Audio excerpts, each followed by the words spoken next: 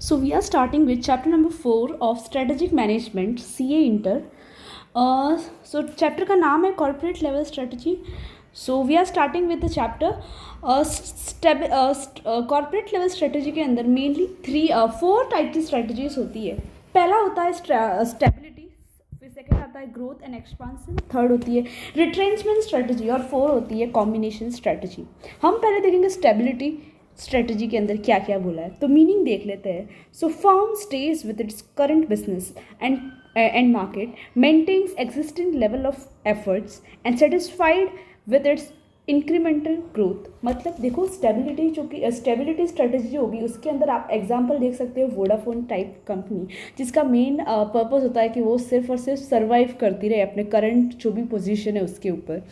So it is pursued when organisations continues with same level and deals in a same and similar product. मतलब company अपने same और similar level के product के साथ deal करना चाहती है, उसे कोई ज़्यादा ग्रोथ का उसे कोई ऐसे स्कोप होता नहीं है, उसको सिर्फ अपने करंट जो पोजीशन है उसको होल्ड करके रखना होता है.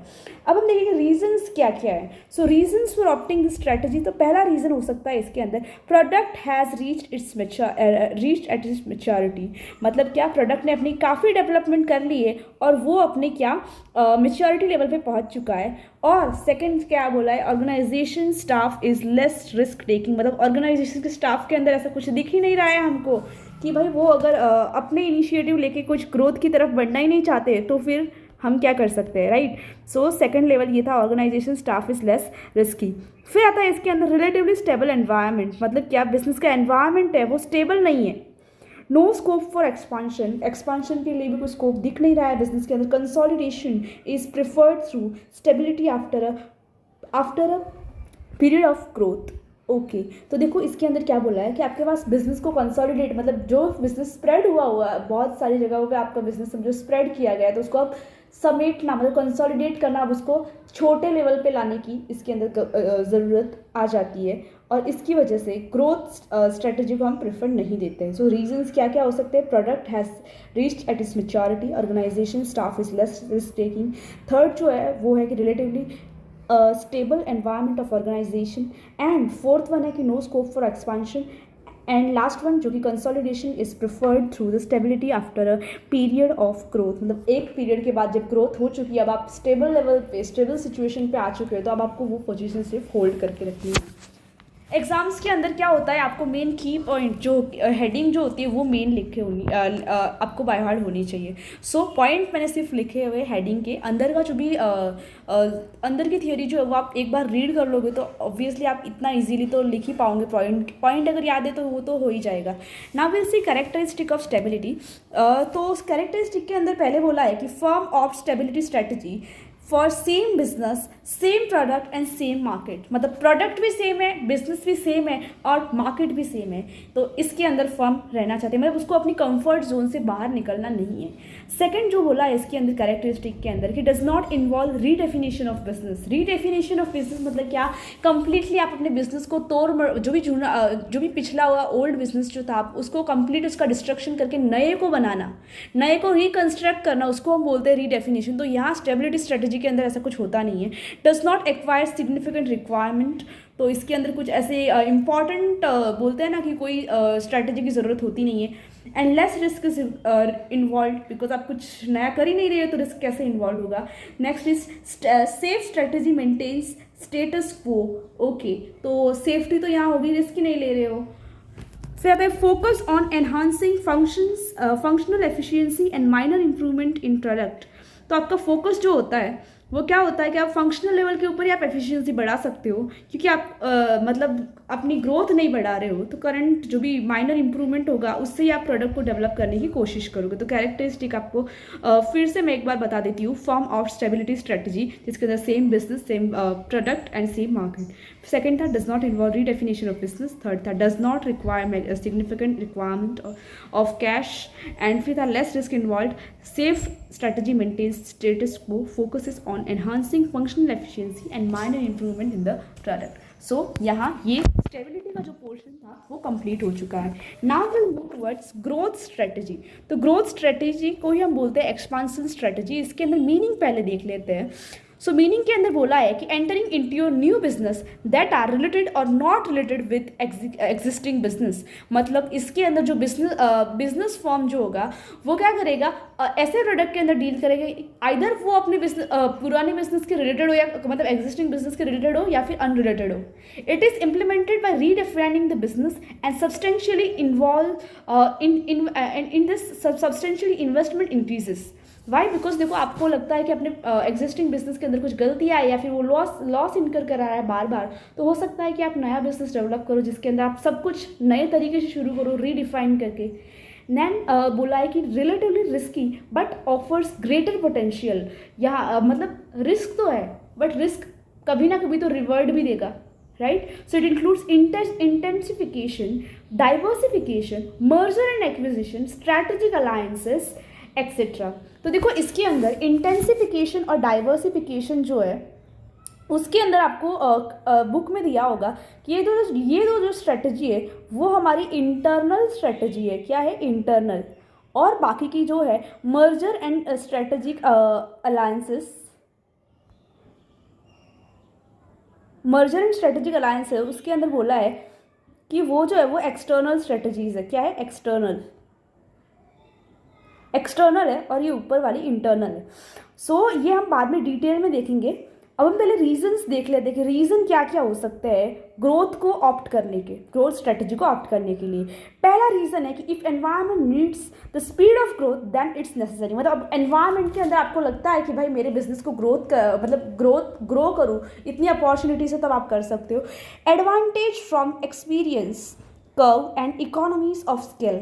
मतलब आपको इकोनॉमीज ऑफ स्केल का जो भी आपका कर्व है वो आपको बताता है कि भाई आप बिजनेस को ग्रो करो, अब सही मौका आ रहा है तब कर लो। मोर सेटिस्फाइंग टू परस्यू। और कंपनी के अंदर भी ऐसी कंपनी भी इस पोजीशन में है कि वो ग्रो कर सके। Expansion leads to greater control over the market as compare to competitors. मतलब आपके पास इतना पावर है, इतने रिसोर्सेस है कि आप अपने कॉम्पिटिटर्स के ऊपर जा सकते हो, तो ऑब्वियसली आपको ग्रोथ स्ट्रेटजी ऑप्ट करनी चाहिए। Now will see characteristic of growth strategy. तो पहला बोला it involves redefinition of business, it leads to growth of business. फिर बोला है थर्ड के अंदर कि is facilitate renewal of the form through fresh at investment, new product in new market as well as new technology. मतलब product भी नया है, मार्केट भी नया और टेक्नोलॉजी भी आप नहीं यूज़ कर रहे हो। फोर्थ रीज़न है, फोर्थ कैरेक्टरिस्टिक है highly revered in growth strategy. Highly revered in growth strategy मतलब क्या?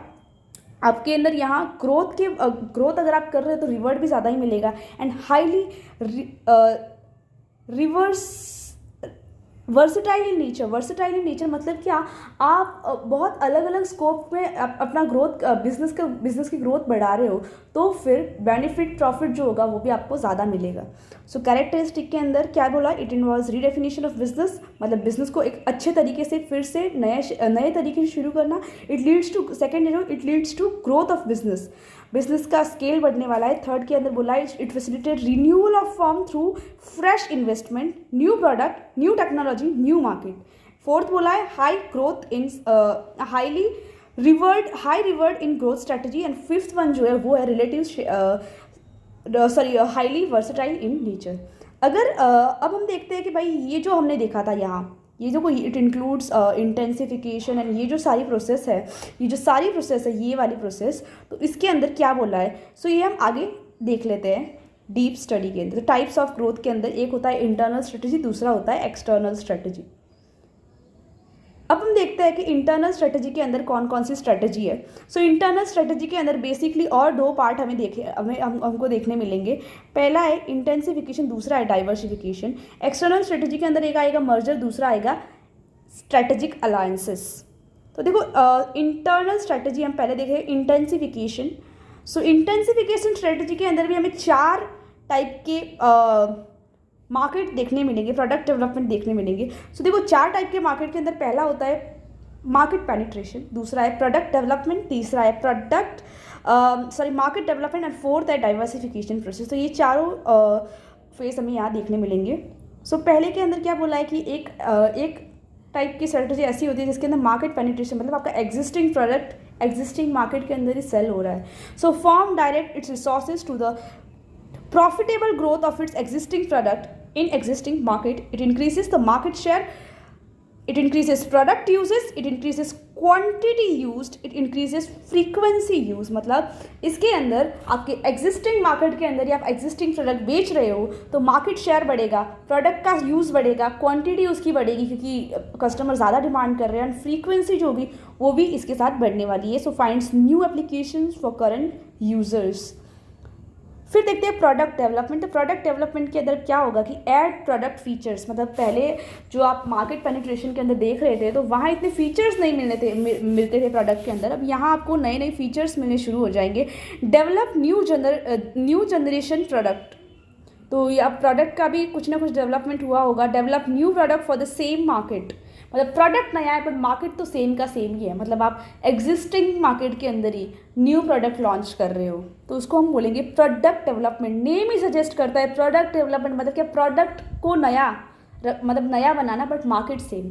फिर आता है market development. As the name suggest, market के अंदर जो भी होगा एक्सपांड जियोग्राफिकली, मतलब आपका बिजनेस जियोग्राफिकली एक्सपांड हो रहा है, और बोला है कि टारगेट न्यू सेगमेंटेशन। तो यहाँ क्या होता है कि आप नए नए बिजनेस को टारगेट करते हो। फिर आता है हमारा डाइवर्सिफिकेशन। तो it involves new product as well as new market, new product as well as new market, मतलब दोनों चीज़ें नहीं होगी, एंटर इनटू एग्जिस्टिंग और रिलेटेड और अनरिलेटेड बिजनेस। तो बिजनेस यहाँ एग्जिस्टिंग मतलब कोई एग्जिस्टिंग प्रोडक्ट के साथ भी डील कर सकता है या फिर कोई नए बिजनेस अनरिलेटेड बिजनेस के साथ भी डील कर सकता है। Now will C diversification strategy. So and in this strategy the firm enter into a new product, new line and new market। सब कुछ नया ही होता है। डाइवर्सिफिकेशन का मतलब ही होता है सब कुछ नया, नया प्रोडक्ट, नई टेक्नोलॉजी, नया market. It involves different skills, technology and knowledge. It involves different skills, technology and knowledge. Reasons क्या क्या हो सकते हैं, तो रीजंस के अंदर बोला है कि use of existing resources in the most efficient manner, and दूसरा रीज़न ये हो सकता है कि possibility to improve sales and profit of existing product and adding new product. तो यहाँ क्या बोला है कि आपको पॉसिबिलिटी लगती है कि भाई मेरा बिजनेस ग्रो कर सकता है और मुझे अच्छी तरीके से आगे भी ग्रोथ का स्कोप दिख रहा है, तो तब आप डाइवर्सिफिकेशन स्ट्रैटेजी को ऑप्ट कर सकते हो।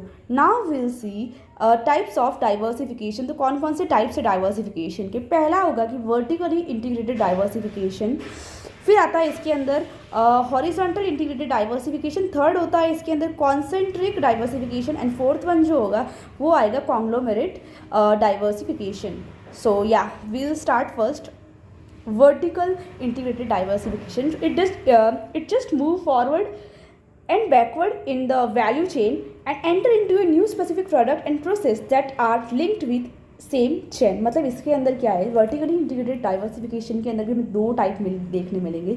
एक होता है फॉरवर्ड इंटीग्रेशन और दूसरा होता है बैकवर्ड इंटीग्रेशन। फॉरवर्ड इंटीग्रेशन के अंदर हमें बिजनेस को आगे की तरफ बढ़ाना है, मतलब moving forward in the value chain and enter into new business that uses existing business and take place when the business enter into business of distribution of network. मतलब अब आप आगे की ओर बढ़ना, मतलब कि अब आपको सप्लाई चेन के अंदर आगे मूव करना है, ना कि आपको प्रोडक्शन की तरफ, प्रोडक्शन फेज की तरफ जाना है। आपको आगे बढ़ना है, मतलब क्या, अब आगे की जो सप्लाई चेन है उसके अंदर डील करना है। एंड बैकवर्ड इंटीग्रेशन के अंदर क्या बोला है कि बैकवर्ड इंटीग्रेशन के अंदर बोला है कि it is a backward integration in a value chain entering into A business of supplier of raw material. मतलब आपको पीछे की हमारे प्रोडक्शन प्रोसेस की ओर जाना है। Facilitates increase in profit and growth control in manufacturing process and greater control in manufacturing process. मतलब manufacturing process के अंदर आप अच्छे से कंट्रोल ला सकते हो क्योंकि पिछली प्रोसेस के अंदर जाना है। Now will C second horizontal integrated diversification. तो इसके अंदर बोला है It involves acquisition of the similar business operating at a same stage of product market chain। मतलब आपका प्रोडक्ट जो भी है वो एग्जिस्टिंग मार्केट के अंदर ही आपका मूव हो रहा है। So it involves what acquisition of similar business operating into same chain.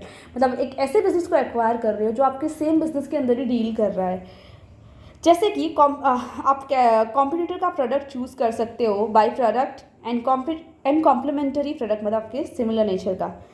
Third इसके अंदर आता है concentric diversification. Concentric diversification is related with diversification regarding new product is linked to existing business, मतलब प्रोडक्ट नया है, मार्केट सेम ही है, through the technology, business process, customer etcetera. New product does not fall in firm's existing vertical chain, but it is connected at on or more point in firm as is existing process, technology and market chain. Example, Uber has made agreement for providing music on vehicle with T series industries. तो देखो इसके अंदर क्या है, आप ऐसे business के अंदर डील करते हो जहाँ आपका वो सिमिलर नेचर का बिजनेस तो नहीं, बट कहीं ना कहीं वो आपके साथ लिंक है। जैसे मानो डोमिनोज, तो डोमिनोज का मेन काम क्या है, पिज़्ज़ा बनाना।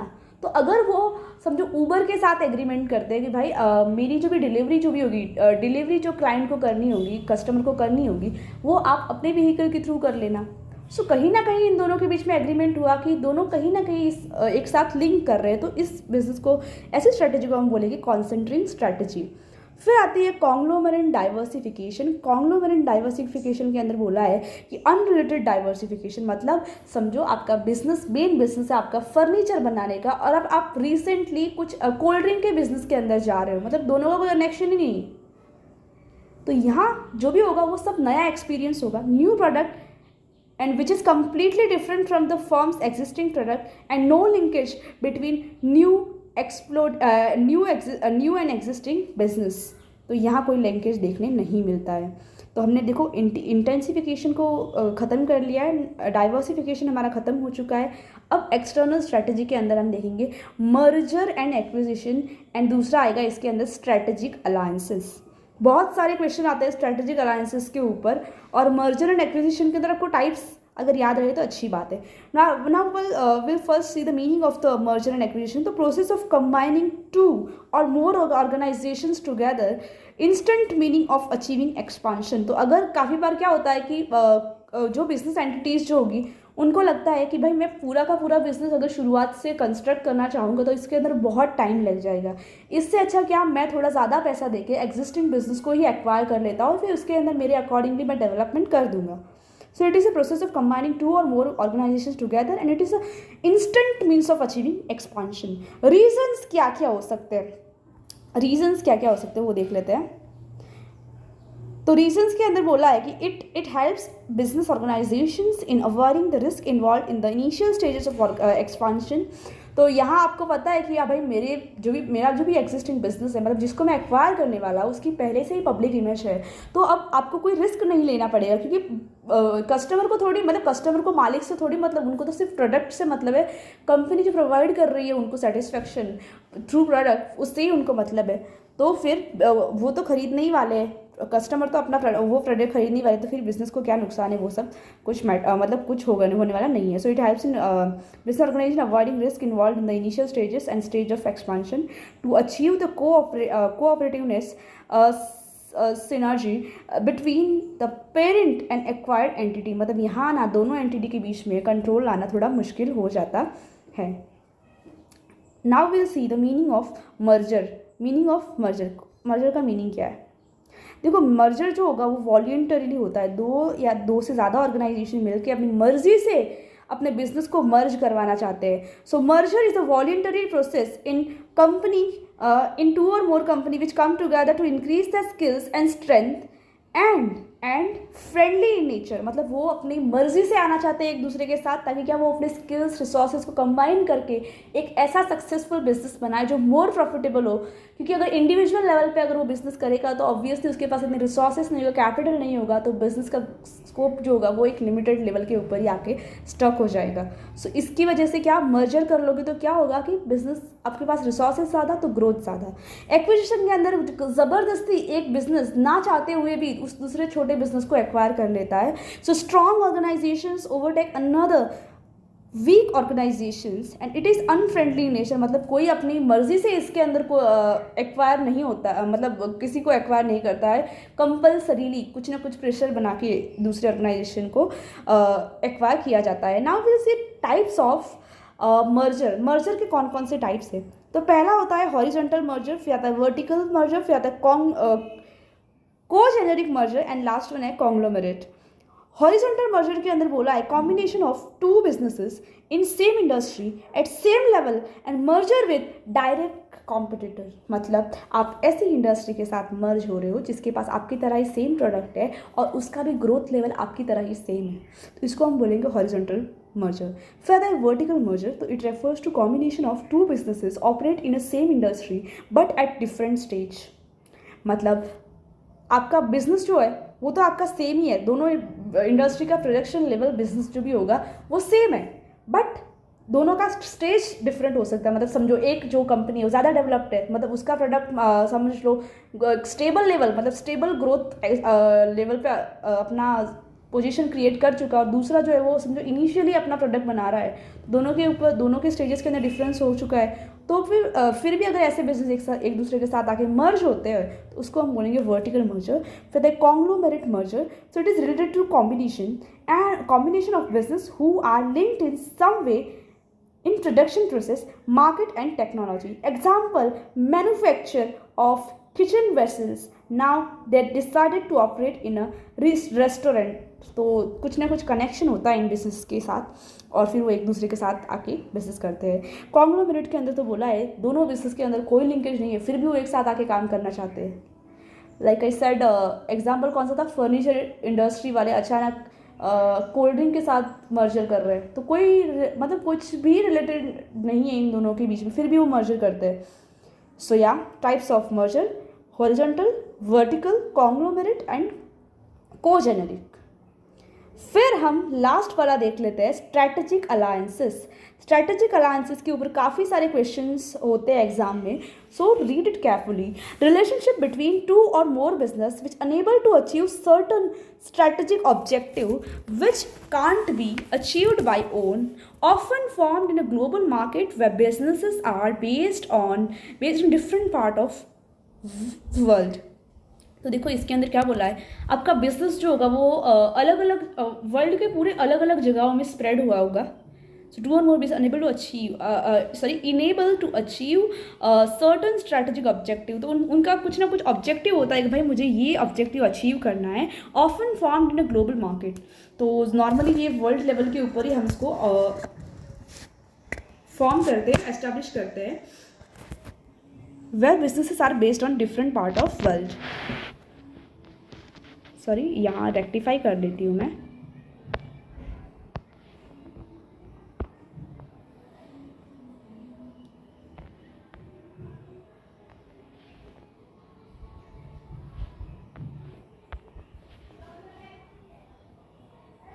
या now will see advantages of strategic alliances. तो एडवांटेजेस के अंदर देख लेते हैं कौन कौन से एडवांटेजेस है। सो पहला है कि ऑर्गेनाइजेशनल लेवल के ऊपर कौन कौन से एडवांटेज है। तो it has organisations to learn necessary skills and capabilities from strategic alliances portions and creditability is needed in case of new venture. Obviously अगर आपके साथ कुछ एक्सपर्टीज बिजनेस फर्म्स आपके साथ डील कर रहे हो तो आपको उनके पास से सीखने का काफ़ी सारा एक्सपीरियंस मिल जाएगा, एंड वो कैसे अपने बिजनेस स्किल्स एंड कैपेबिलिटीज़ को प्रूव करते हैं वो आप देख पाओगे। सेकेंड एडवांटेज है इकोनॉमिकली कैसे आपको हेल्प होगी। तो it helps in reduction of the cost and risk also reduces by distribution of cost among all the, मतलब पार्टनर्स जो होंगे या फिर आपके जो भी बिजनेसेस जो होंगे वो अपने आप के अंदर रिस्क जो होंगे वो बांट लेंगे, तो ऑब्वियसली रिस्क कम हो जाएगा एंड आपको कॉस्ट भी कम आएगा, क्योंकि बहुत सारे बिजनेसेस अपना कैपिटल डाल रहे हैं तो कॉस्ट कटिंग तो होगा ही। स्ट्रैटेजिकली कैसे आपको एडवांटेज हो सकता है, तो राइवल में join to cooperate rather than compete. तो राइवल्स को लगता है कि भाई हम अगर कम्पीट करेंगे तो ऑब्वियसली क्या होगा कि कंपटीशन बहुत कट थ्रोट कंपटीशन हो जाएगा, फिर कोई एथिकलनेस हमें देखने नहीं मिलेगी। इससे अच्छा हम अपने कॉम्पिटिटर के साथ हाथ मिला के दोनों अपना प्रॉफिट जो होगा वो डिस्ट्रीब्यूट कर लेंगे और मार्केट के ऊपर पूरा परफेक्ट कंट्रोल कर सकते हैं, which is use to get access to technology, develop new product, generate competitive advantage and pursue joint research. Jointly आप बड़ी से बड़ी रिसर्च को भी आप लगा सकते हो ताकि आपको एक अच्छा प्रोडक्ट मिल सके। एंड फोर्थ, पॉलिटिकली कौन सा बेनिफिट हो सकता है, तो उसके अंदर बोला है which will be form with local foreign business to gain entry in to foreign country due to political और लीगल बेसिस। तो पॉलिटिकली क्या होगा कि पॉलिटिकल पार्टी जो होगी उनको फॉरेन के अंदर भी अपना एक लेवल मेंटेन करने का चांस मिल जाएगा। डिसएडवांटेज इसका ये होगा कि अगर आप ज़्यादा कुछ शेयरिंग वेयरिंग कर रहे हो, जज्बात में बह के अपने पूरे बिजनेस मतलब ट्रांजैक्शंस के जो भी सीक्रेट्स है वो बता दिए, तो फिर गए भाई, फिर तो बिजनेस में से खल्लास। So sharing of resources, skills and profits, knowledge may be problematic and if they involve trade secrets leak हो गए तो आपके बिजनेस के अंदर कोई स्पेशलिटी नहीं बचेगी, तो लोग आपके प्रोडक्ट को खरीदेंगे क्यों। सेकंड, इसके अंदर बोला इट में क्रिएट पोटेंशियल कॉम्पिटिटर्स। सो कॉम्पिटिटर को अगर समझो कोई किसी कॉम्पिटिटर जो भी स्ट्रेटेजिक अलायंसेस के अंदर पार्टीज़ है, उसमें से एक का इंटेंशन ख़राब है कि भाई मैं सिर्फ थोड़े दिन के लिए स्ट्रेटेजिक अलायंसेस के अंदर मतलब अपनी जगह बना के रखूँगा, बाद में सारे सीक्रेट्स पता होने के बाद मैं निकल जाऊँगा, तो इसकी वजह से कि आपके सारे सीक्रेट्स आपके कॉम्पिटिटर को पता चल गए और हो सकता है अगर वो पावरफुल हो तो फ्यूचर में आपको नुकसान करे। यस, तो ये सारे डिसएडवांटेज एंड एडवांटेज थे। So internal strategy, intensification, diversification. External strategy के अंदर मर्जर एंड एक्विजिशन एंड दूसरा क्या है, स्ट्रेटेजिक अलायंसेस। तो यहाँ हमारा types of growth strategy complete होता है। नाउ हम आ जाते हैं अभी रिट्रेंचमेंट स्ट्रैटेजी के ऊपर। तो रिट्रेंचमेंट स्ट्रैटेजी भी बहुत इंपॉर्टेंट कंसेप्ट है। इसके ऊपर तो क्वेश्चन मतलब नॉर्मली काफ़ी बार आ चुका है, पास्ट एग्जामिनेशन क्वेश्चन के अंदर भी रिट्रेंचमेंट स्ट्रैटेजी के अंदर कैरेक्टरिस्टिक नहीं पूछे थे बल्कि स्टेप्स पूछे थे कि भाई स्टेप्स कौन कौन से हैं। So firm retrenches some business activities in some business or exist a business to sell out or liquidation। तो मतलब यहाँ क्या होता है कि आपका बिजनेस क्या है कि उसका जो अपने एक्सपांशन क्या है वो बहुत बड़े लेवल पे कर दिया, आप उसको हैंडल नहीं कर पा रहे हो। तो अब इसके अंदर रिट्रेंचमेंट स्ट्रेटेजी के अंदर सोल्यूशन ये बताते हैं कि या तो आप ऐसा करो एग्जिस्टिंग बिजनेस के अंदर से निकल जाओ, मतलब उसके आगे तो एकदम निकल जाओ, मतलब लिक्विडेट कर दो अपने बिजनेस को, या फिर अपना जो स्कोप है वो थोड़ा कम कर दो, कुछ जो भी लॉस मेकिंग कंपनीज़ है उनमें से पैसा निकाल दो और अपना अगर जो कोई ऐसा बिजनेस जो कि परसिस्टेंटली आपको लॉस मतलब करवा रहा है तो वैसे उस बिजनेस को फिर कंप्लीट क्लोज डाउन ही कर दो ना। सो ये स्ट्रैटेजी होती है, वो रिट्रेंचमेंट स्ट्रैटेजी डिस्कस करती है। यस, एंड दूसरा क्या बोला है, organisation substantially reduces its scope of activity. Reasons क्या क्या हो सकते हैं कि आप रिट्रेंचमेंट स्ट्रैटेजी को ऑप्ट करते हो। रीजंस के अंदर पहला बोला है कि business acquired which is prove to be mismatch and can't be integrated with the company. तो कंपनी के साथ आप इंटीग्रेट नहीं कर पा रहे तो इसका मतलब तो आपको बंद करना होगा। सेकेंड है कि सवियर कॉम्पिटिशन में, तो कॉम्पिटिशन इतनी ज़्यादा है आपकी फर्म के अंदर एबिलिटी नहीं है कि उस कॉम्पिटिशन को फेस कर पाए। थर्ड रीजन है technology upgradation which is required but firm is unable to install it. Yes. Fourth reason है persistent negative cash flow. Fifth reason हो सकता है better alternative may be available. Obviously अगर आपके पास अच्छा कोई अल्टरनेटिव ऑप्शन आ सकता है तो फिर आप क्यों एग्जिस्टिंग बिजनेस के अंदर रहना पसंद करोगे। फिर बोला है कि कैरेक्टरिस्टिक के अंदर बोला है कि retrenchment strategy viewed as integrated part of corporate strategy without stigma attached like expansion strategy, it is involved redefinition of business।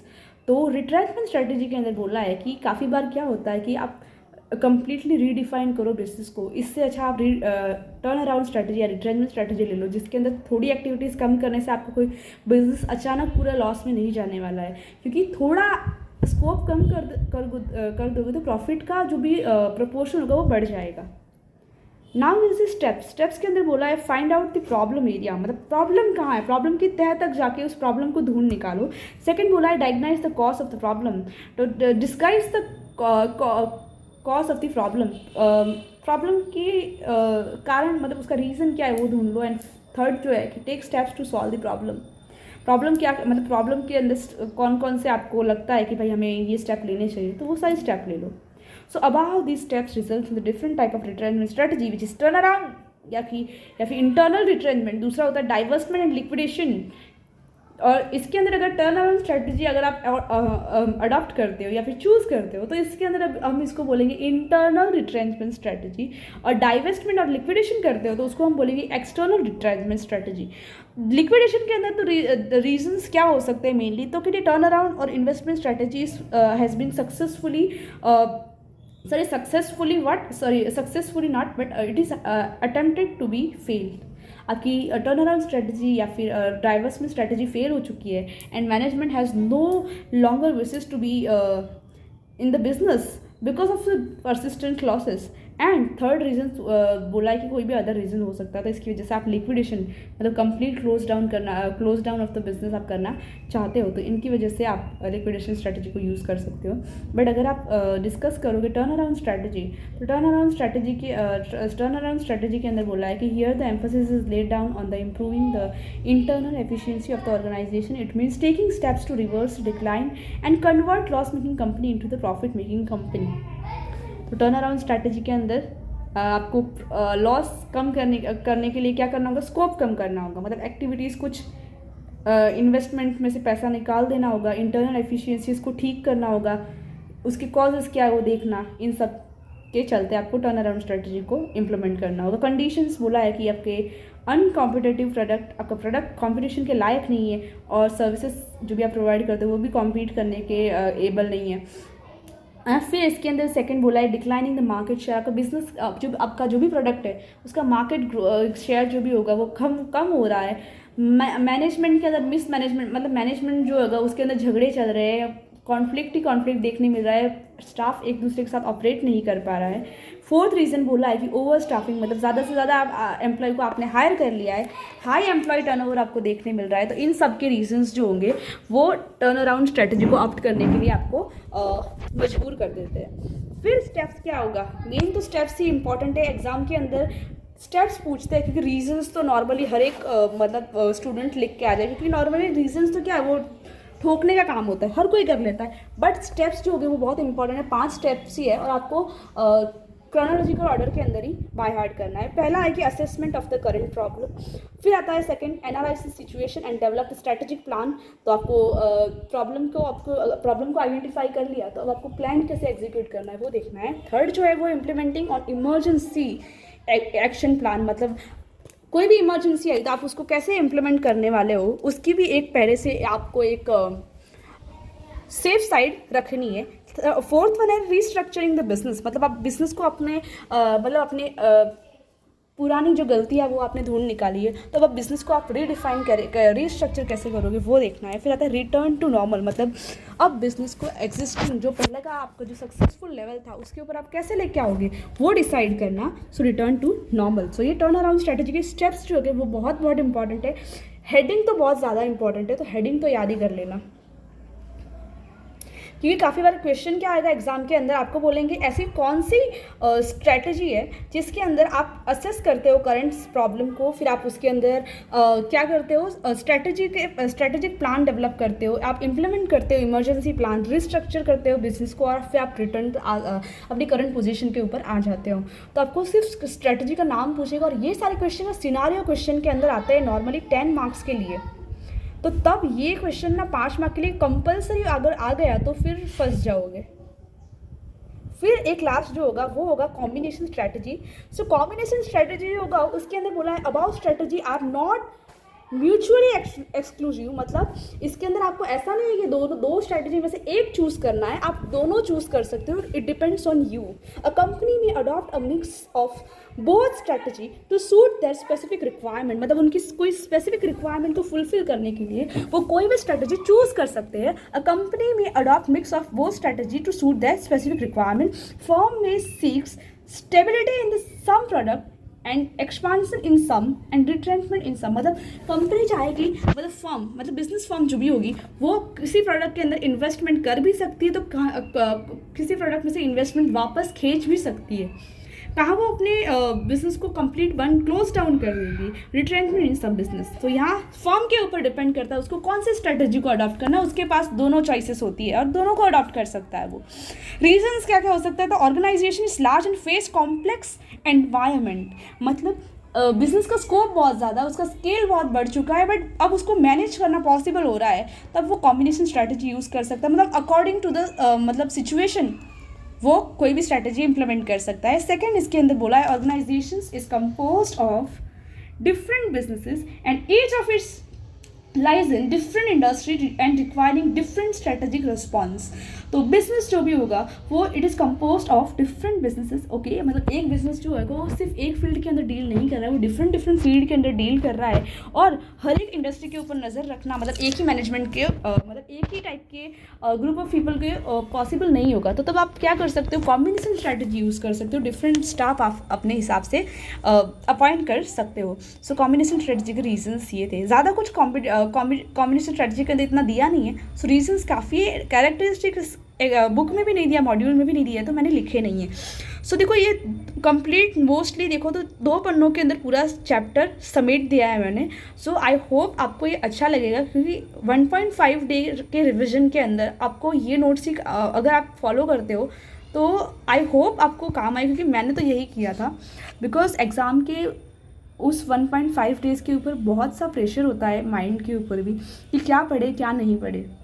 तो अगर आपने नोट्स बनाए होंगे पर्सनली तो आप उसको फॉलो कीजिए। अगर आपको लगता है कि भाई मैं मतलब 1.5 डेज़ के रिवीजन के अंदर क्या पढूं, क्योंकि काफ़ी बार क्या है कि हर कोई टीचर्स बोल तो देता है आपको 1.5 डे के लिए आज से प्रिपेयर करना है, आज से शुरू करनी है प्रिपरेशन, उसके अकॉर्डिंगली नोट्स बनाने हैं।